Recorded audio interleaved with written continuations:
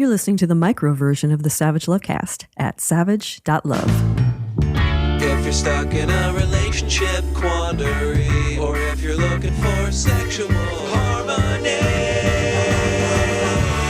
well, there's nothing you can't ask on the Savage Lovecast. All right, first things first. It's a big news story, and I know you're going to want to hear what I have to say about it. That middle school teacher and her husband, they really shouldn't have filmed themselves fucking in a classroom at the middle school where they worked. Samantha and Dylan Peer were married middle school teachers at Lake Havasu Unified Middle School in Arizona, and they couldn't quite make ends meet, as Peer pointed out in a video she posted to her YouTube channel over the weekend, which you may have missed because other far less important news stories seem to have dominated multiple news cycles over the last week. Teachers in Arizona, according to Peer, are among the lowest paid teachers in the country. So, to make ends meet, to feed their family, Peer and her husband created an OnlyFans account, blocked anyone in the state of Arizona from being able to view their content, and made a little money, a little extra money. I didn't know you could block people in the state where you live from seeing your OnlyFans. Learn something new every day. But I could have told Mr. and Ms. Peer that it wouldn't work. Things have a way of getting around. And a hot middle school science teacher and her hung husband and their OnlyFans account? Yeah, that's going to get around. And it did. Somehow, a couple of kids at Lake Havasu United Middle School in Arizona found Chloe Carter online. That was Samantha Peer's porn persona. And her OnlyFans account got back to administrators at her school. Peer was suspended and then told no one would ever find out about her porn career if she resigned quietly, and so she resigned quietly. And then everyone found out because administrators at her school allegedly shared links with other teachers at the school who shared those links with their students, who then shared those links with their parents, who are now harassing the peers everywhere they go in the small town where they live. Stories like this really piss me off. Everyone watches porn. Not everyone makes it. Or, I should say, not everyone makes it for money, since almost everyone these days makes porn. If you've ever sent a dick pic or a hole pic or a tit pic or tits pic, plural, I guess I should say, since very few people send a pic of a single tit. Anyway, if you've ever sent dirty pics to someone you're sleeping with or someone you hope to sleep with, which is very common behavior, then congrats, you've made porn. You may have only made it for one person. You didn't set out to capture more than the tiniest slice of the market, but dick, tit, hole pics count. That's porn, folks. When a whole community turns on a couple, like the community of Lake Havasu has turned on the Peers, gets them fired, hounds them out of the gym, hounds them at the supermarket, harasses them wherever they go. It's transparent what's really going on here, isn't it? The good people of Lake Havasu are attacking the Peers as a form of penance, overcompensating for the guilt they feel about watching porn, or, in many cases, having made porn themselves. They're slapping a giant scarlet P on this couple and loudly condemning them for making porn and then going home to watch it. And I'm not saying the Peers shouldn't have lost their jobs. While hoping that blocking Arizona would keep their porn career secret may have been an unrealistic expectation, filming one of their porn scenes at the school where they both worked, after hours, no children present, that was not smart. That was perhaps disqualifyingly stupid if you want to work as a teacher. So I'm just going to go ahead and slap a scarlet "what the fuck were you thinking" on that choice. People should be able to make porn if they want, sell it if they want, but filming porn at your place of employment, particularly if you work at a school, that's a fireable offense. But I don't think Samantha and Dylan Peer are the only ones at Lake Havasu United Middle School who committed a fireable offense here. The Peers are being harassed now by parents and former students, and their former students are middle schoolers, and their former students, minors, one and all, were reportedly given links to their porn handle, to their porn site, to their social media accounts featuring their porn by teachers and staff at Lake Havasu. Making porn in your classroom, the middle school where you work, after hours, you should lose your job. other teachers sharing porn with students that was made in a classroom at their middle school seems just as bad, arguably worse. But the peers are the only ones who've lost their jobs so far. All right, on to what may be the second most important news story of the week. How about them midterms, baby? I got a call taking me to task for predicting a red wave, which I don't think I did, or at least I didn't do at the top of last week's show. Maybe I repeated the conventional wisdom about a coming red wave at some point, but in my heart of hearts, I was feeling optimistic about the midterms. But unlike Michael Moore, who correctly predicted that Trump would win in 2016 and semi-correctly predicted that there would be a blue wave this year, it was more blue wall, I think, than wave. Unlike Michael Moore, I didn't say so publicly, but I did say so privately to a number of friends who are all willing to testify under oath. What I told one of them, what I told my friend Tim, willing to testify under oath, was that it felt like we were finally about to get our 1994. Don't know what I'm talking about? Find an old person, ask them about the 1994 midterm elections. Bill Clinton was president, his first term. Dems expected to lose a little ground, but no one saw the size of the wave that was coming. Republicans won 8 seats in the Senate, more than 50 seats in the House. Newt Gingrich, Contract on America. The House Speaker, a Democrat at the time, from Washington State, he lost his seat, which hadn't happened in 100 years. We were shocked, and it was an unpleasant surprise. Everything that goes around comes around, as Brett Kavanaugh said under oath once himself. And it felt to me in the run-up to the 2022 midterm elections, as I told Tim, like Republicans might finally get their 1994.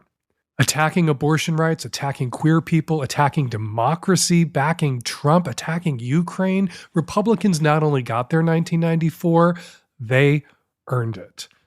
Okay, so after you find an old person who can tell you a little bit more about 1994, go find a young person and thank them for voting. Gen Z turned out to vote and voted overwhelmingly for Democrats. And it doesn't sound, at least according to this one Gen Z voter and TikTok influencer, it doesn't sound like Gen Z held its nose and voted for Democrats. Gen Z was psyched. He sounds pretty psyched to vote for Democrats. Oh my goodness, the number one storyline from last night, the number one thing trending on Twitter, Gen Z. Guess who showed up to save democracy? 70% of us who voted for Democrats. There was no red wave. You know why? Because of people like me. And guess what? This generation is fucking fed up. And better yet, 50% of us can't even fucking vote yet. And we vote for Democrats. So I promise you, get excited the next 4, 8, 10 years. It's going to be a progressive wave because of people like us. Let's fucking go. I've been saying this. I wasn't lying to you. I wasn't. That's TikTok influencer Chris Mowry. And he seems, as Barack Obama once said, fired up and ready to go. And he's right. CNN reports Democrats would have gotten crushed this election without young voters. Young voters, voters under 30, not all of them Gen Z, some of them millennials, canceled out the votes of people over 65, and more than half of Gen Z currently under 18. And most people over 65, well, TikTok motherfuckers. Okay, there is a 30% chance that a randomly selected young person, member of Gen Z, who can vote, who's over 18, will have voted for Republicans. So to be on the safe side, find 10 young people, hand them 7 handwritten thank you notes, and let them sort out who gets one. There's a lot of ways to slice the electorate, of course. Young people, black women, people of color, working class people, lots of credit to go around. And it's got to be said, majorities of white people continue to suck. All right, before we get to the show, there is a rainbow-striped football I'd like to spike, or maybe it's a football-shaped butt plug. After all the screaming and yelling about drag queen story hours and trans people, after the concerted and sustained effort to recast out LGBT people as groomers and child molesters, hundreds of openly gay, lesbian, bi, and trans candidates were elected to office on Tuesday.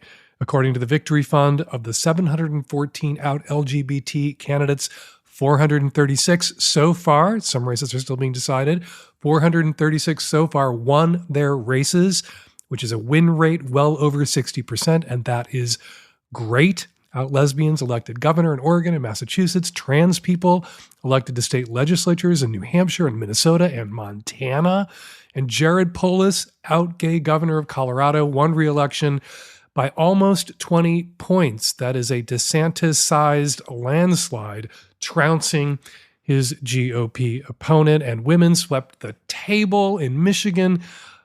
It was a great week, I guess, because the counting takes so long. We got great news as the week went on, including Dems keeping control of the Senate.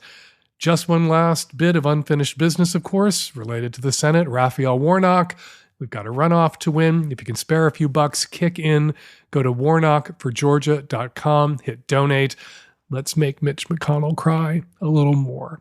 All right, coming up on today's show on the Micro Savage Lovecast, tons of your Qs, lots of my As, and some ads. And on the Magnum edition of the Savage Lovecast that you can subscribe to at savage.love, more Qs, more As, no ads.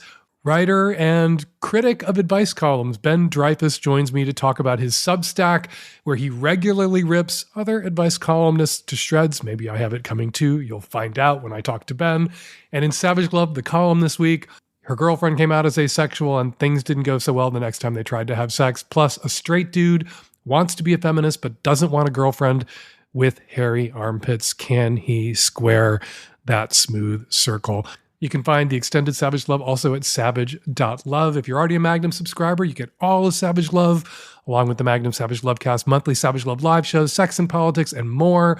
Subscribe now at savage.love. And for Magnum subs, a special Sex and Politics coming out this Thursday, featuring a conversation with me and Tim Miller from The Bulwark. Subscribe now to get it all. This episode of the Lovecast is brought to you by the good folks at Squarespace. They make it easy to build a beautiful website, blog, or online store. Head on over to squarespace.com/savage for a free trial. And when you're ready to launch, use the offer code SAVAGE to save 10% off your first purchase of a website or domain. This episode is brought to you by Helix Sleep, the best mattress for your individualized comfort. Right now, my listeners get up to $200 off all mattress orders at helixsleep.com/savage. Hi, I am a 41-year-old woman, and I am so sad to say that I have lost my libido. I never thought I would be the person to say that. I've always been super horny all the time, always in the mood. I've had multiple boyfriends say that I'm the horniest girl that they've ever dated. From the age of 11 to my early 20s, I masturbated at least 3 times a night and up to 5. And then there'd be random days where I would react to stress with masturbating and just over 10 a day, maybe 20 a day of orgasms just from rubbing my clit. And then in my early 20s, I went on Lexapro and it went down a bit to okay, I'm masturbating once a day, or if I'm in a relationship, I'm having sex once a day, still 1 a day orgasms. And I got off Lexapro. I have not been on psychological medication for a while, and now I will go weeks without it. When I'm in a relationship, it's been once a week in the past few years. And I guess I'm just trying to either get back something or work on just acceptance. I have downloaded a whole kind of program, audio program for with masturbation meditations. And it's sensual. You touch your body and you try to get things really juicy. And I'm just not into it. Maybe I don't like the speaker's voice, but I've done that. I have different toys. I've tried I'm in a hotel room at this point, or I'm in I don't know, sexy situation. Let me try. And this is mostly by myself. When I'm with other people, I definitely get turned on. So when I'm with myself, I'm not turned on at all. When I'm with other people, I am turned on, but it's just not as much. So I don't know. Any suggestions? You say you went on Lexapro in your early 20s and you're now in your 40s. So you were on Lexapro, which is an antidepressant, for a very long time.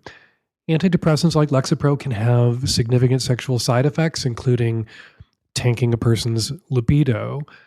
If you're taking an antidepressant, you're presumably taking it for a very good reason. You may have to prioritize your mental health over your libido during a time in your life. But if you're taking an antidepressant and it's tanking your libido and that's negatively impacting your relationships or just your sense of self, you should talk to your doctor about switching your meds or adjusting your meds, taking different meds or taking a lower dose of the med you're taking if it's working, or taking it on a different schedule. In a small percentage, 1% to 2% of cases, people go off antidepressants and their libidos don't kick back into gear, that this sexual side effect can be permanent. But if you were on Lexapro for 15 plus years and you recently went off it, it may take a little time for your libido to kick back into gear. Sounds like you're doing everything right to lay out the welcome mat for your libido, to create the right settings for your libido, for the Wurlitzer that was your libido to wind back up. You're listening to erotica, you're, experiencing desire when you're with other people, not masturbating so much when you're alone, but when you're with other people, there's desire. That's a sign that you should continue to get with other people, to put yourself in those circumstances where your libido makes it known to you that it still exists, and to be patient and give it time. A drug like Lexapro, interferes with dopamine production. It can decrease testosterone levels, or your body's ability to recognize or process testosterone. You can't, which, is the hormone that makes everybody horny, men and women. You might want to get your hormone levels checked if you haven't already. It could be an issue related to Lexapro, or it could be a hormonal imbalance that is unrelated to going off your antidepressants. You might want to check with a doctor about that. But you'll have to be patient, and it may be, you raise the subject of having to accept this as your new reality post Lexapro. That is a possibility. You may never be the person masturbating 5 to 20 times a night that you were in your late teens and early 20s. That's a very kind of male masturbatory schedule. And a lot of men masturbate like that when they're 16, 19, 20, not so much when they're 40, maybe once a day, maybe once a week, maybe every other day. So it could just be that you're experiencing a drop-off in horniness or sexual interest that's about age as well. And that's something that everybody accepts, sometimes even has to grieve as they age. But if this is indeed caused by the Lexapro, give it a little bit more time. Your libido may revive. It may not ever be what it was when you were 18 or 20, but it may be more than it is right now. And if it doesn't kick back into gear or a high gear, and you know that being in a sexy situation with other people is the spark that your libido needs, well, that's a sign you need to keep putting yourself in those sexy situations with other people. Hi, Dan, Nancy, and the tech-savvy at-risk youth. I was hoping that you could help me process some unexpected feelings I'm having around going to a sex club for the first time last night. My husband and I had been planning this trip for a while, and we found a swingers club. We had a really amazing experience. We talked about it for a few months ahead of time before we went. We set a lot of boundaries for ourselves. We stuck to those boundaries. We kept a clear head. We met some really great people and just all around had an amazing time. And then today, I'm having some really dissonant feelings around it. I'm feeling really vulnerable. I'm feeling like I don't want to have sex again for a long time. I want to just wear frumpy clothing and not have anyone look at my body for a while, and just kind of feeling a little, mildly depressed. And I'm not sure why, and it feels really bizarre, and I'm having some trouble wrapping my mind around why I would feel so bad today when really the experience was incredible and fantasy fulfilling and something I've wanted to do for such a long time. And we had great consent the entire time with everything we did. We didn't have any boundaries crossed. Nothing went wrong. We left when I started feeling a little ready to go. Maybe we could have left about 10 minutes sooner. People were starting to get a little drunk at the club, and I could feel that it was turning and it was time to go, so we left. But yeah, I was just hoping to hear if this is a common experience or if there's anything that would help me really process these unexpected feelings I'm having around the experience. During sex, during really great sex, your body releases a lot of endorphins, oxytocin, the happiness hormone, dopamine, all floods your system. You know what else causes your body to release a bunch of dopamine all at once? Ecstasy. And everything you describe about the day after your first crazy, hotly anticipated, really successful experience at a sex club, it sounds like someone describing the day after they took ecstasy. And, you know, the day after you take ecstasy, often people report that they feel a little antisocial, a little grumpy, a little sad, a little withdrawn. They feel sort of bummed because they're drained of all of their dopamine. And it's possible you went to this sex party and it was just so amazing and it went on for so long that the next day you were kind of feeling what people who take ecstasy sometimes feel. A little dopamine deprived, a little drained, and that's okay. It's okay for you to, the day after a big, sexy, touchy party where you felt, you know, really connected to people and you really put yourself out there, you really stepped outside your comfort zone. It's okay to, the next day, feel a little discomforted. Could also be impacted by sex shame if you got out there and did things that you know, some part of you doesn't think people should do because you were told growing up that that's not what good people do. You can sit with that feeling too. But my hunch is that this went so well that this sex party had the effect on you that taking ecstasy can have on people at a rave or a house party. You were just drained of all your dopamine and you needed a day or two for your dopamine supplies to rise. So be good to yourself, easy with yourself, forgiving of yourself, and don't attach too much meaning to how you felt the day after that sex party. It's not a sign that you did anything wrong or that you're a terrible person. It's just a sign that, yeah, you needed to wear some frumpy clothes and curl up on the couch by yourself and not be touched for a little bit and maybe get lost in a book or binge a show. Aftercare, like closure. Aftercare is something that we can supply for ourselves. This episode is brought to you by Squarespace, who would like to invite you to take the next step. Your project is cooking along fine. You're building a following. You're starting to sell stuff. But if you don't have a professional-looking, high-functioning website, what are you? You're nothing. That's why you should get Squarespace on board and build yourself a powerful web presence. Here are just a few features that Squarespace is dishing up. Stand out in any inbox with Squarespace email campaigns. Collect email subscribers and convert them into loyal customers. Start with an email template and customize it by applying your brand ingredients like site colors and logo. If your organization collects donations, you can support your cause by gathering contributions with PayPal, Apple Pay, Stripe, and Venmo. Analytics.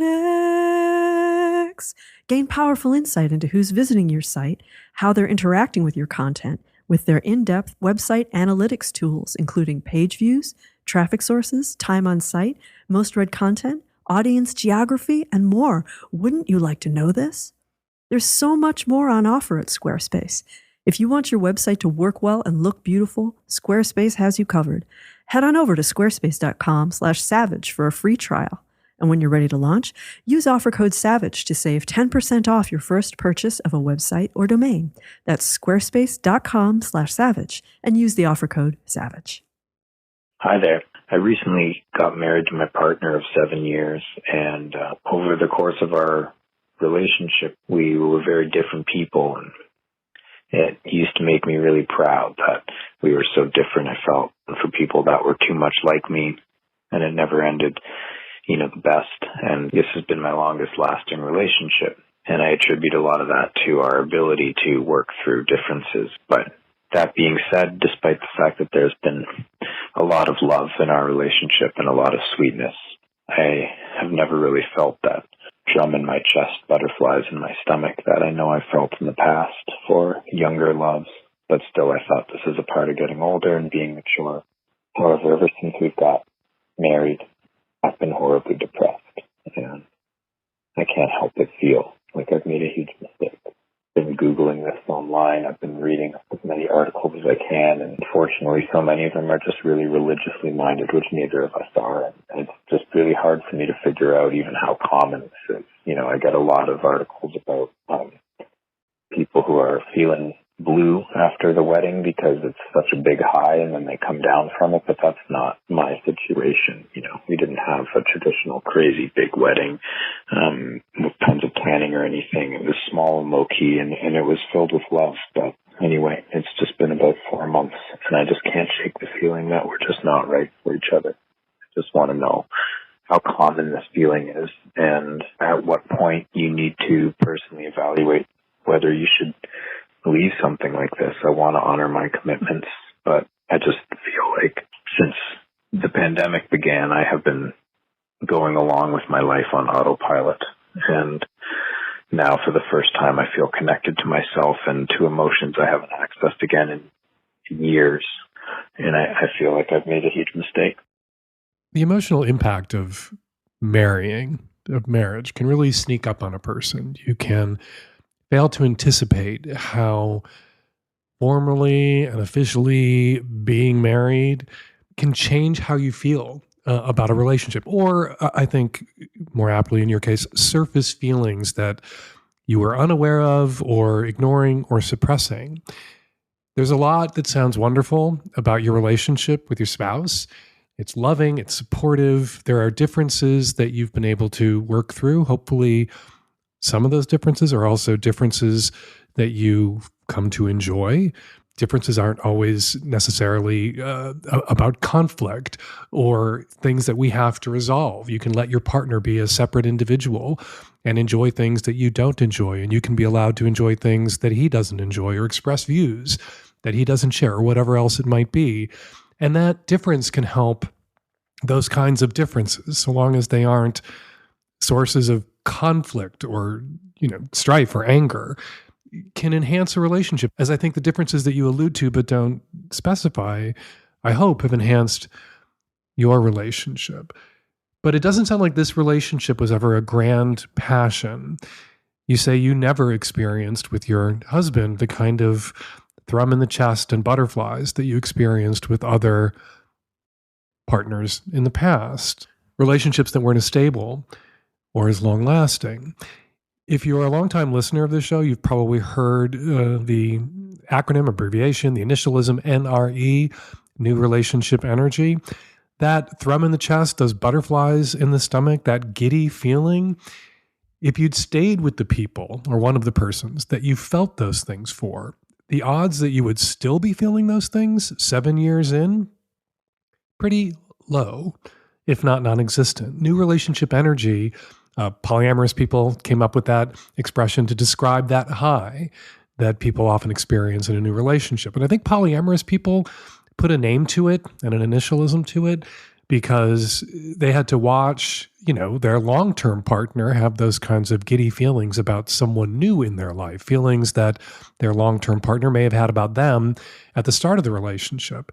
And you can be jealous about that, or you can just acknowledge that that's something that a long-term relationship isn't going to make a person feel, but there are other things long-term relationships make a person feel that compensate or compete with those feelings and may have more significance because they are indeed lasting in a way that NRE is not lasting. In a long-term relationship, you can have feelings of security, intimacy. You can have a shared history. You can have touchstones. You can have that sense of family and that expectation of permanence. And I think this is the feeling that maybe marrying surfaced for you. An awareness, a sense that if this is a sexually exclusive relationship, that marrying this man now means that you will never experience those things again. That NRE, that thrum in the chest, those butterflies in the stomach, that marrying kind of precludes, symbolizes, or makes concrete, not symbolizes, the fact that that'll never be a part of your life again. And maybe that's what is causing you to feel such regret and sadness. And it doesn't have to be that way. I don't know what kind of relationship you and your husband have. I don't know if it's sexually exclusive. Two people can feel different ways about each other. It may be that you've never felt that thrum in the chest or butterflies in the stomach for him, but he's felt that for you or felt that in the past for you. And so having a conversation where you're brutally honest or scaldingly honest about that, you don't want to accidentally say things out loud that you can't say that would so damage his sense of your relationship or his own self-esteem that he couldn't continue in the marriage himself. But you can have a conversation. You should be able to have a conversation about what you are to each other, what you mean to each other, what you give to each other, what you have with each other, and what you don't have or can't have with each other, not because he's failing you or you're failing him, but just because two people who've been together 7 or more years, two people been together often 7 or more months, don't have those sorts of feelings for each other anymore, or don't feel them as intensely as they once did. And if you want to have him and have that too, those sorts of feelings for someone, you're going to need an accommodation that makes that possible for you if you're going to stay in this relationship and have those things. Or you need to, I think, and maybe you're in the process of doing this right now, grieve those things. Grieve the fact that you won't experience those sorts of feelings for anyone else ever again, because you're going to choose to stay in this marriage and stay with your husband. And even just being able to put that on the table and have your grief not something you have to bottle up around your partner, but something that you can acknowledge together and get some credit for. I'm choosing you and foregoing this to be with you because I so value you and everything we are to each other.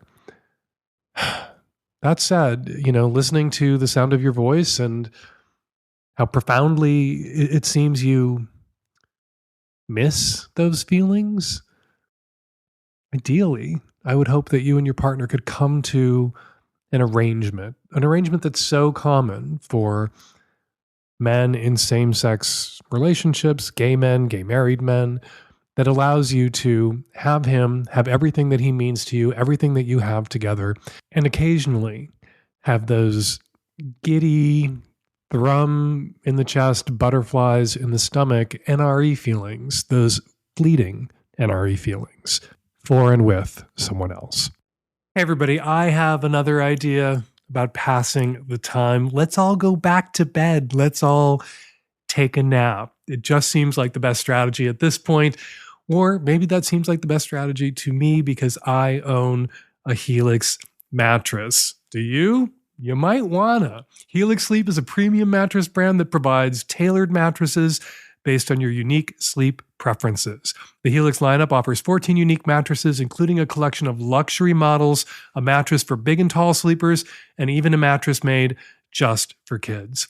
Everyone sleeps differently. That's why Helix has several different mattress models to choose from, each designed for specific sleep positions and feel preferences.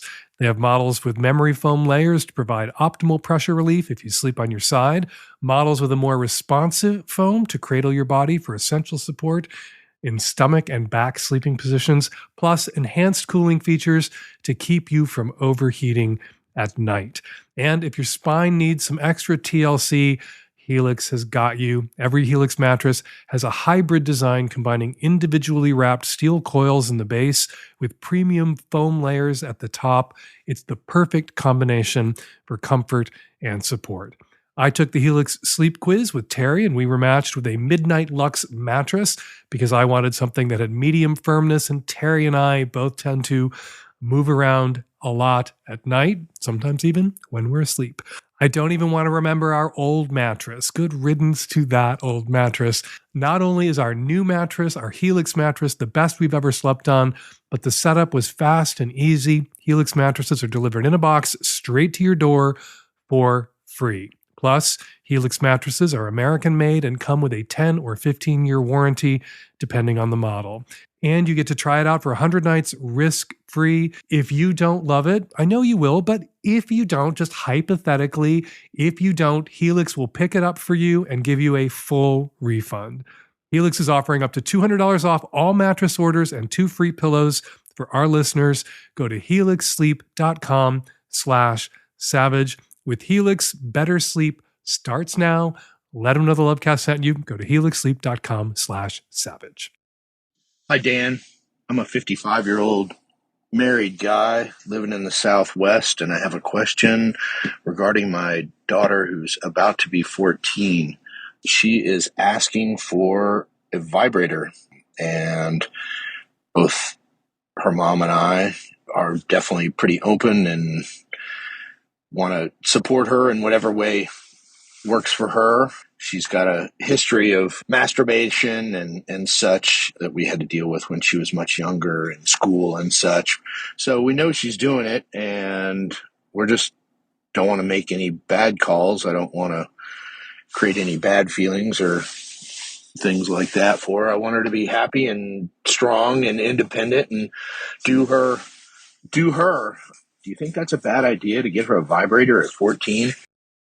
Ugh. Seems to me that if a kid is old enough to ask her parents to buy her a vibrator, she's old enough to steal one or swipe one from a friend's mother's nightstand or ask for a vibrating toothbrush instead. You know, you want to be considerate of your daughter and her feelings. You don't want to sex shame her. It seems to me that that's a street that, 13, 14 can go both ways, because it does put you and your wife in an awkward position for your daughter to ask for a vibrator. All that said, I think you should go ahead and get her a vibrator. We don't wrap boys' hands in duct tape from the age of, 10, 12 to 22. Boys are born with sex toys, with masturbatory aids, with insertion toys called their right and left hands, and they explore them and enjoy them throughout their adolescence with a lot of cultural support. I don't mean support, like boys aren't allowed to masturbate in classrooms any more than your daughter, when she was much younger, was allowed to masturbate in classrooms, but there is this kind of winking acknowledgement that masturbating a lot is something that boys do and boys enjoy. And, if they're not doing anything inappropriate, they're not masturbating in an appropriate time, inappropriate place, that they should be allowed to enjoy without being guilted or shamed about the crusty socks or t-shirts on the floors of their bedrooms. Seems to me that girls should have the same access to an insertion toy if that is something that they want or need. And it is better for a young woman, a girl, to be provided with an appropriate insertion toy or vibrator, which is often used externally, rather than, stealing moms or using moms and putting moms back, which I think is, more horrible to contemplate than just swiping moms or swiping the vibrator from a friend's mom, or using things as insertion toys that weren't designed to be insertion toys, which can be dangerous. So yeah, as awkward as it is, particularly in this political environment, to come down on the side of a parent acquiring a sex toy, a vibrator, or an age-appropriate insertion toy for a teenager, for a 14-year-old, that's the side that I come down on for safety's sake. And when you do get your daughter that vibrator, I think you should also tell your daughter that this isn't something you want her sharing with friends, that you got her a vibrator, because the last thing I think that you would want, and she should understand that this would be a problem, is for one of her friends to turn around to their parents and say, well, Marsha's mom and dad got her a vibrator. Why won't you get me a vibrator? A lot of people out there would potentially judge, shame you, and who the fuck knows, if you live in Texas or Florida right now, possibly even call the police on you if your daughter shared this widely, if she let her friends know and it got back to the friends of her parents. Hello, Dan, Nancy, and the at-risk tech-savvy youth. I am a hetero woman in my mid-30s, and I have a partner of the same age. We've been together for 5 years. We communicate very well. We trust each other, and things are going pretty good. In the upcoming months, he's going to be deployed overseas for 6 months. And I've been toying with the idea of giving him a hall pass to, fulfill his sexual needs, as he has a bit of a higher sex drive than I do. I don't feel like I necessarily need a hall pass over here. I'm okay with just, taking care of needs myself. But I'm wondering, what kind of rules would you make sure to put in place, or any tips that you have to make this experience go well?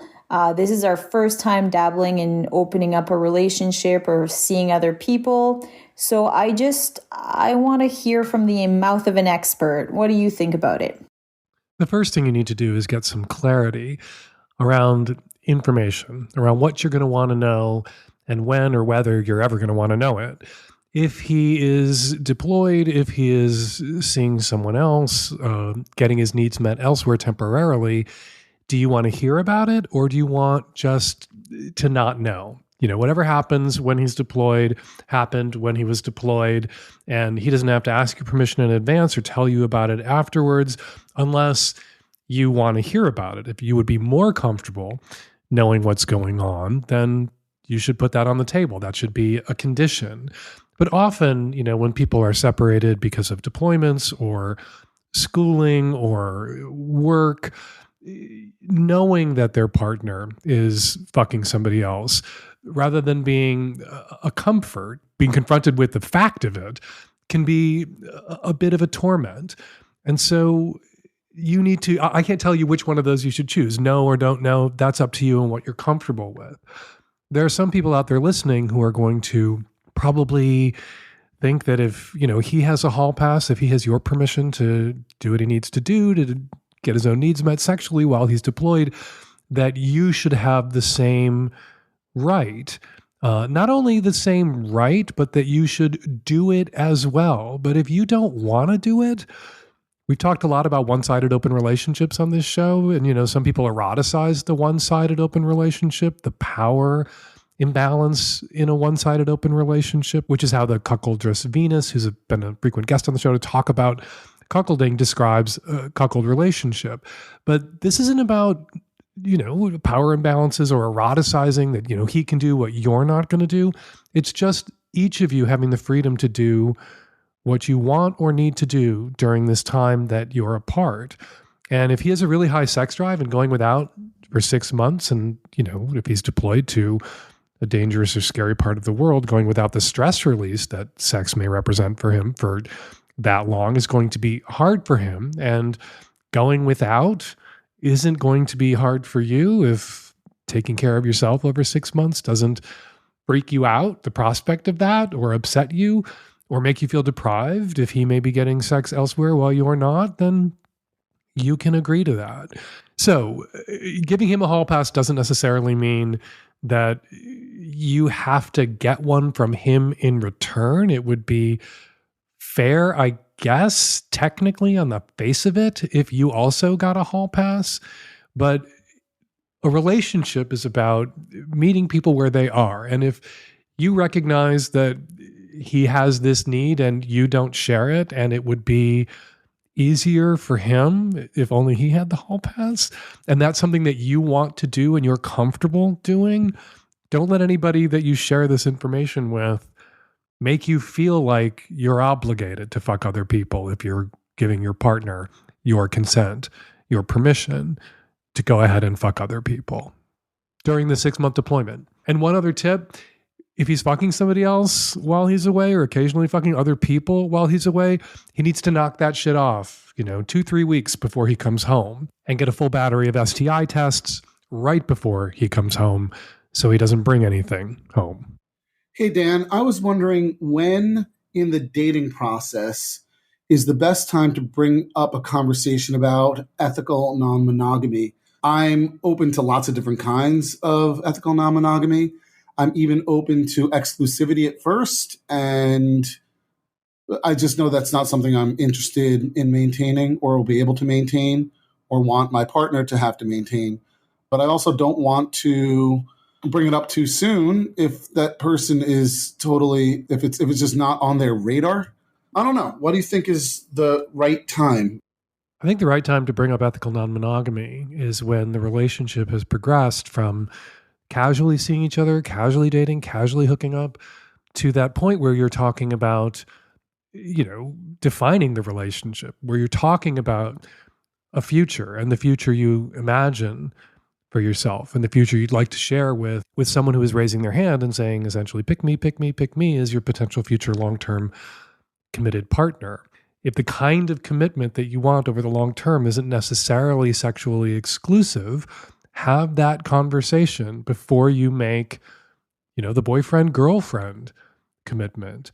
I think monogamy, in the gay community, monogamy's always been a kind of opt-in conversation. We're boyfriends. Are we going to be monogamous? Those were two separate discussion. Well, it usually was bundled up in one discussion, but they were two separate bullet points on that evening's agenda. And I think it's beneficial to have that conversation in that way, even if your expectation, if you're seeking opposite sex relationships, is that most people are going to want a sexually exclusive commitment. Most people are looking for monogamy. It should be two separate items on the agenda. Who are we to each other? Do you want to get more serious about each other? Do we want to romantically be exclusive and sexually exclusive right now? Sure, absolutely. What is it that you want over the long term? And at that point, you can put on the table that when you project yourself, 5-10 years into a relationship, even one that was by mutual agreement sexually exclusive at the start, to really lay a foundation of emotional and sexual security, that 5-10 years down the road, you don't see yourself in a strictly monogamous relationship. You do see yourself not being a cheating piece of shit. You do see yourself not being with someone who is themselves a cheating piece of shit. You see yourself in an ethically non-monogamous relationship. Monogamy is one thing, and everybody kind of knows what that one thing is. Non-monogamy, the ethical variety, can be all sorts of different things. And that is why, if you're going to be in an ethically non-monogamous relationship, you got to get really good about communicating what it is you want, what it is you need, what your expectations are as you negotiate the terms and the limits and conditions and boundaries of your particular non-monogamous relationship. Recognizing, of course, and putting a pin in, of course, that those terms, those boundaries, those conditions can change over time. All right, before we get to this week's listener response calls, let's read, while we still can, some listener tweets. In response to my comments about the Powerball jackpot last week, Brian Brennan tweets, "Hey, Dan, after you mentioned it a couple of times on today's Savage Lovecast, I wanted to let you know that the Powerball tickets I bought had no effect on your chances of winning. If we had the same winning numbers, it would affect how much we won, though. #statistics. To which D. Hyatt tweeted in response, "Yes, this drove me nuts today. Dan, your odds of winning don't even change unless you win the jackpot. Stop normalizing. Math is hard." To which I replied on Twitter, "I am math Viagra. I make math hard." To which Brian Brennan, who originated that whole thread and is also literally a math teacher, replied, "I'm not sure what that makes me then, because I make math not hard. Maybe I'm math whiskey." And that whole exchange is why I am going to miss Twitter when it goes down. And of course, since you can hear my voice, that means I did not win the $2 billion Powerball jackpot, which I definitely would have if no one else had bought a ticket, because that is how lotteries work. And turning away from Twitter, I'm going to read a DM I got on Instagram from a follower reacting to a discussion that we were having on the Lovecast about what new dads should expect from their sex lives after the birth of their first child. This follower, who wished to remain anonymous, wrote in to say, "I can't tweet this at you because the only people that follow me on Twitter are blood relatives, but I gave my husband a fleshlight for Christmas right before the birth of our first child. Best gift ever for new dads." I could not agree more. All right, if you want me to read your tweet while Twitter still exists and is still barely tolerable, be sure to use the hashtag Savage Lovecast. And a big thank you to everybody who posted to any of your social media accounts about the Lovecast this week. We appreciate the way all of y'all help spread the word about the show. And now, listener response calls. Hi, Dan. This is a listener response to the recent episode with the guy that was too afraid to date the woman with the penis.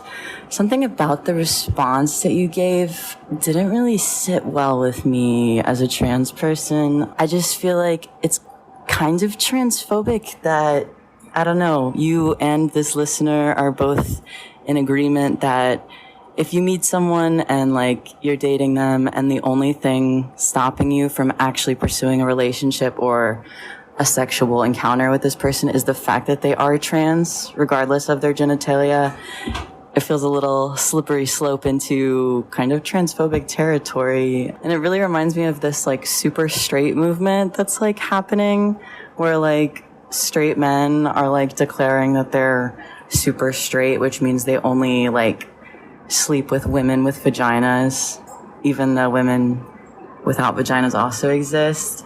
Like, this listener and also you, I mean, just make it gay for you, are really sounding reminiscent of this like scary ass transphobic movement. So just a heads up that you're walking on a slippery slope there with me as a long-term listener of the podcast. At least I kind of just feel disappointed when you don't stand up for the trans community better sometimes.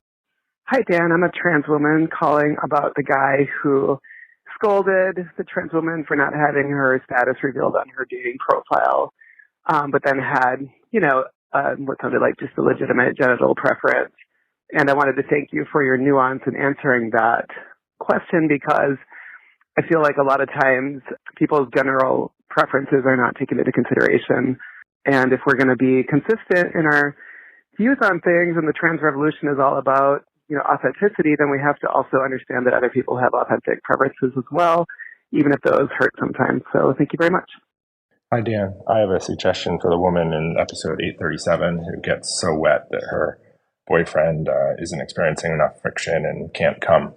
I'm lucky enough to be with a woman who gets super wet, and what I do is when she starts getting a little too wet for me to feel the friction, I pull out and I use that wetness to fuck her butt cheeks and rub my cock on her ass, and then I go back in and maybe pull out and rub on her belly or on her hand or on her thighs, and just do that a few times, and it dissipates some of the wetness, some of the moisture, and go in and out a few times, and then you'll find that the friction comes back and it feels good, and it's hot too to be rubbing around on other parts of the body.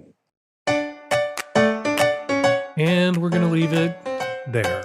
Got a question for next week's Lovecast or something to say about something I said in this week's Lovecast? Use the voice memo app on your phone to record your question or your comment and email it to us at voicemail@savagelovecast.com. You can also record your question at my website, savage.love, or you can call us at 206-302-2064. Hanukkah, Christmas, Kwanzaa, Solstice, all coming up. The Magnum Savage Lovecast makes a great gift, as do GGG mugs, Savage Love t-shirts, Fuck First mugs. Get your orders in now. Operators are standing by, and tech-savvy at-risk youth are shackled to their desks at savage.love. Hump's Greatest Hits, our fifth and final collection of the best Hump films, is streaming one final weekend.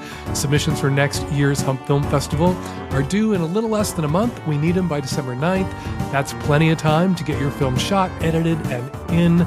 Hump films under 5 minutes. Keep them to 5 minutes or less. Some of our favorite films are under 2 minutes. The only thing you need for a great Hump film is a wonderful, creative, sexy, engaging idea. Go to humpfilmfest.com for submission guidelines and streaming links. Follow me on Twitter while you can at Fake Dan Savage. Follow Ben Dreyfuss on Twitter at Ben Dreyfuss. And of course, follow and fuck with the tech-savvy at-risk youth at Lovecast, TSARY. The Savage Lovecast is produced every week by Nancy Hartunian and me and the tech-savvy at-risk youth and Nancy. We'll all be back at you next week with an installment of the Savage Lovecast. Hope you die.